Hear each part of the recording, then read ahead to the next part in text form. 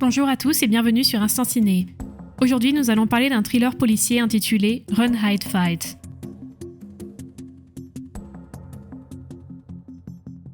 Le film commence avec Zoé et son père, Todd, qui sont en train de chasser. Zoé apprend à chasser et son père lui explique comment manier un fusil.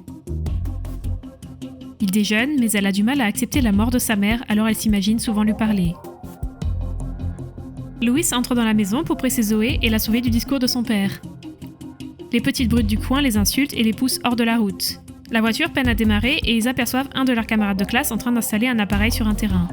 Ils n'y pensent pas beaucoup car aujourd'hui c'est la journée des farces pour les terminales et ils considèrent que c'est donc en prévision d'une blague. Lewis demande à Zoé si elle va à son casier ou non, mais elle répond qu'elle va le vérifier avant le déjeuner car elle est déjà en retard avec les cours. Elle suit ses cours de maths et de chimie. Elle se rend ensuite dans son casier et voit que Louis l'a invitée au bal de fin d'année.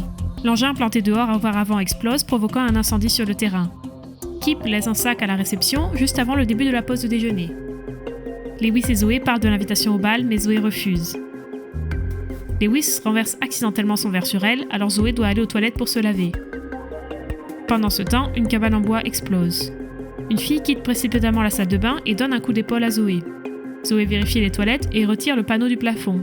Nous voyons qu'une trace d'arme est restée dans la poussière. Jennifer, sa défunte mère, lui parle à nouveau du problème de colère qu'elle a récemment. Une camionnette entre dans le bâtiment et 3 de leurs camarades de classe entrent dans la cafétéria. Ils tirent sur 3 élèves et Tristan poignarde le professeur de sport. Une étudiante blessée entre dans les toilettes mais meurt dans les bras de Zoé. Tristan prononce un discours sur son rôle de responsable et affronte l'une des brutes qui l'a harcelée. Alors qu'il essaye de lui parler, Chris lui tire dessus. Zoé se précipite alors pour se cacher juste avant que Kip entre dans la salle de bain. Tristan demande à une fille d'appeler sa mère pour lui dire ce qui se passe. Ensuite, il demande à tout le monde de faire de même et d'appeler qui ils veulent et de leur dire ce qu'ils veulent. Lewis laisse un message à sa mère lorsque Zoé tombe dans la cuisine alors que le panneau de plafond se brise sous elle. Chris s'y rend pour vérifier qui a fait le bruit.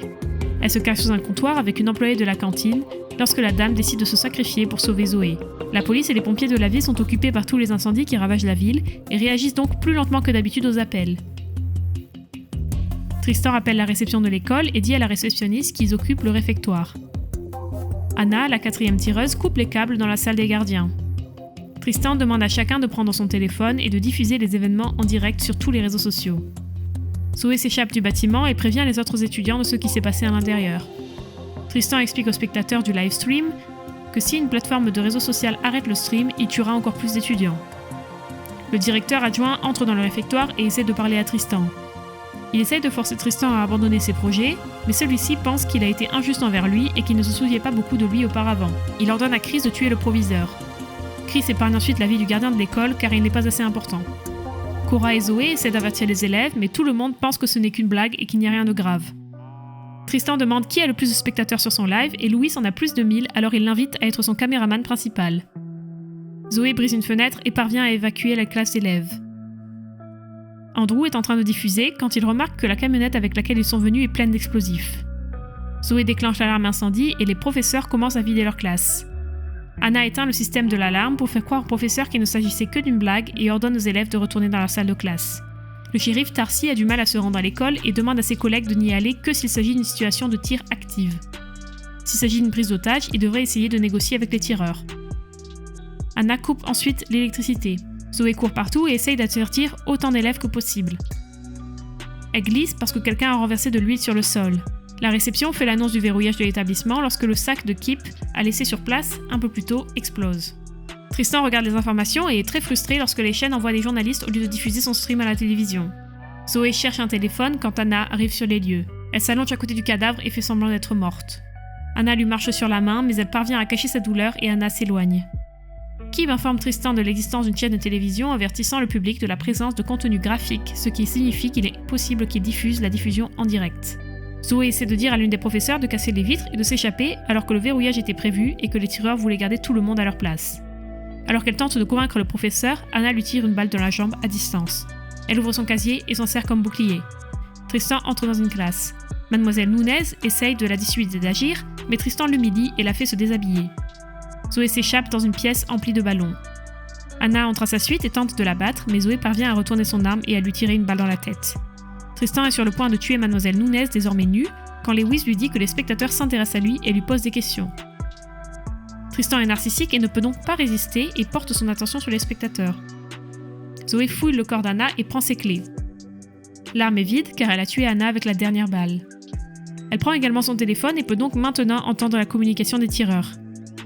Les policiers rendent visite à la mère de Tristan, mais ils découvrent qu'elle s'est déjà suicidée en regardant le tournage en direct. Todd est en train d'ouvrir le cerf que Zoé a tué un peu plus tôt quand il apprend une nouvelle de la fusillade. Chris apprend que la police est en train de se préparer à donner l'assaut et commence donc à tirer sur ses policiers à l'extérieur. Tristan rassemble tous les élèves qui étaient dans les classes dans la cafétéria. Chris a des hallucinations mais Tristan le calme. Kip ouvre une autre porte en tirant dessus. Zoé est sur le point de l'attaquer par derrière quand le téléphone d'Anna se met à sonner et Kip l'entend. Elle s'enfuit mais Kip est derrière elle. Il trouve le cadavre d'Anna et glisse sur l'huile. Zoé prend un extincteur et le frappe à la tête. Elle le menotte à une chaise et recommence à halluciner à propos de sa mère. Kip se réveille et lui dit que Tristan a dit que le moment était venu de rendre des comptes. Il essaie de justifier ce qu'il a fait en lui racontant comment les gens l'ont harcelé par le passé, mais Zoé n'en a rien à faire. Elle le fait taire et essaie d'éveiller ses remords en lui racontant comment cette fille innocente est morte dans ses bras ce matin. Elle le laisse là après avoir pris ses cartouches pour le fusil de chasse. Todd arrive sur les lieux tandis que Zoé trouve un groupe d'étudiants. Elle appelle le shérif et l'avertit que le groupe quitte le bâtiment.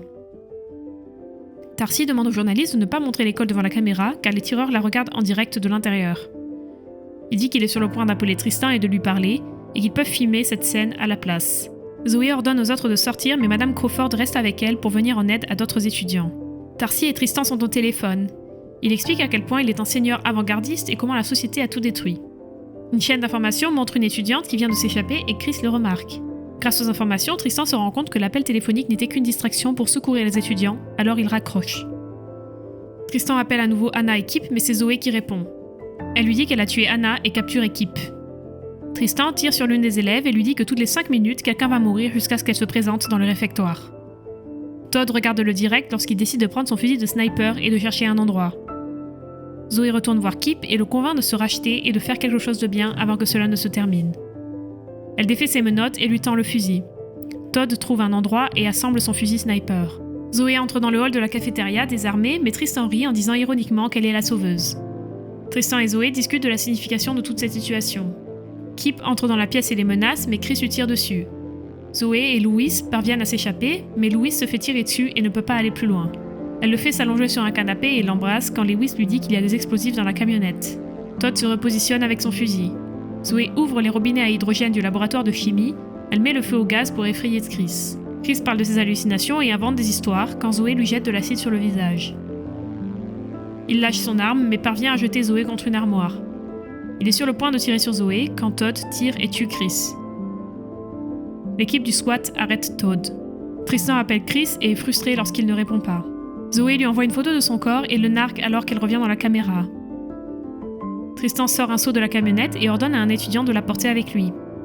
Il marche dans le couloir lorsque Zoé les aperçoit par derrière. Elle retourne dans la salle de la cafétéria et ordonne aux autres étudiants de partir. Elle vérifie l'intérieur de la camionnette et constate qu'il ne reste que 44 secondes avant l'explosion. Elle conduit donc la camionnette à l'extérieur où elle explose sans blesser personne. L'unité du SWAT commence son assaut et s'apprête à arrêter Zoé lorsque quelqu'un cause une explosion derrière eux. L'agent la ligote avec des attaches en plastique et elle se met à pleurer alors que sa mère s'éloigne. Le shérif Tarsi lui exprime sa gratitude et elle lui demande une faveur en retour. Elle lui demande de la laisser parler à son père. Alors qu'elle partage un moment émouvant avec Todd, elle aperçoit Tristan fuir les lieux déguisé. Elle demande à son père où se trouve son fusil et il lui répond que l'arme est là où il l'a laissée. Elle s'en empare et poursuit Tristan. Il attrape une boîte qui se trouve sous un pont contenant de l'argent, des clés et un passeport. Zoé pointe son fusil sur lui et lui tire dessus.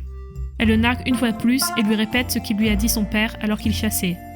Elle le laisse sur place alors qu'il suffoque dans son propre sang.